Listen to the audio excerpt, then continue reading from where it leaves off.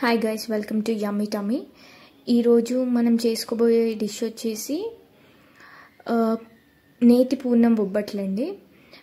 దీనికి కొంచెం ప్రిపరేషన్ అవసరం అండ్ ఇది చాలా యమ్మీగా ఉంటుంది, చాలా టేస్టీగా కూడా ఉంటుంది.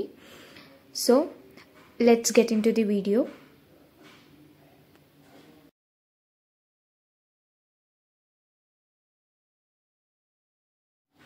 ముందుగా మనం ఒక గ్లాస్ శనగపప్పుని పెట్టుకోవాలండి. నేను ఒక 4 hours నానబెట్టుకున్నాను. అలా నానబెట్టుకున్న పప్పుని మనం మిక్సీలో కుక్కర్లో వేసుకోవాలి. కుక్కర్లో వేసుకొని నేను ఒక 2 glasses వాటర్ వేసుకున్నాను. అలాగే కొంచెం ఆయిల్ వేసుకున్నాను. మీ ఇష్టం, నెయ్యి కూడా వేసుకోవచ్చు. అలాగే 1/2 teaspoon పసుపు వేసుకొని ఒక 6 whistles వచ్చేంత వరకు మెత్తగా ఉడకపెట్టుకున్నాను. అలా అది ఉడుకుతుండగా ఒక బౌల్ తీసుకొని అందులో 1 కప్పు మైదా పిండిని నేను జల్లించి పెట్టుకున్నాను. అందులో ఒక చిటికెడు ఉప్పు వేసుకొని అలాగే కొంచెం నూనె కానీ నెయ్యి కానీ వేసుకొని 1/2 teaspoon పసుపు వేసుకొని బాగా మిక్స్ చేసుకోవాలి.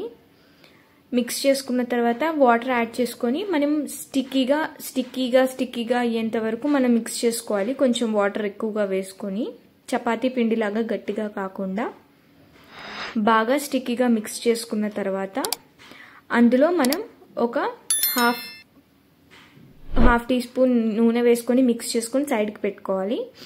మనం ఇందాక ఉడకపెట్టుకున్న శనగపప్పులో 1 కప్పు శనగపప్పుకి 1 కప్పు బెల్లం వేసుకొని మనం దాన్ని కరిగించుకొని అది పాకంలో బాగా చిక్కపడేంత వరకు మనం బాగా మెత్తగా అయ్యేంత వరకు మనం దాన్ని కుక్ చేసుకోవాలి.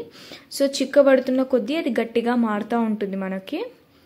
అలా బాగా గట్టిగా మారిన తర్వాత అందులోకి నేను ఒక 2 tablespoons నెయ్యి వేసుకున్నాను. నెయ్యి వేసుకొని బాగా మిక్స్ చేసుకున్నాను చిక్కబడిన తర్వాత.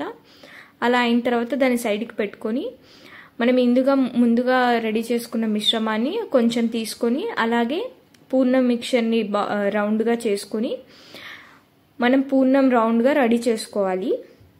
అలా రెడీ చేసుకున్న దాన్ని కొంచెం ఆయిల్ అప్లై చేసుకొని బాగా చేతులతోటి నెముడుతూ స్ప్రెడ్ చేసుకోవాలి. మీకు సాధ్యమైనంత పల్చగా స్ప్రెడ్ చేసుకోండి. అలా బాగా ఒక పార్చ్మెంట్ పేపర్ మీద ఆయిల్ రాసుకొని సన్నగా మీకు అయినంత విధంగా చేతులతోటి మెత్తగా పరుచుకోవాలి. అలా బాగా అయినంత వరకు మీరు చేతులతోటి మంచిగా చాలా సన్నగా చేసుకుంటే మనకి మెత్తగా మంచిగా ఉంటాయన్నమాట. అలా రౌండ్ షేప్లో నేను ఒకటి ఒత్తేసుకున్నాను. ఇప్పుడు పెన్నం పెట్టుకొని హీట్ చేసుకోవాలి.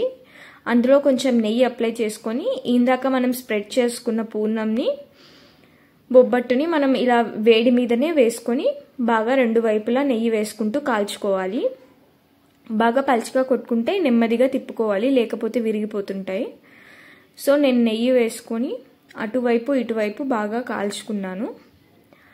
హై ఫ్లేమ్లో కాల్చుకుంటేనే బాగుంటుంది. స్లో ఫ్లేమ్లో కాల్చుకుంటే ఏమవుతుందంటే గట్టిగా అయిపోతుంది మనం తీసేసినప్పుడు.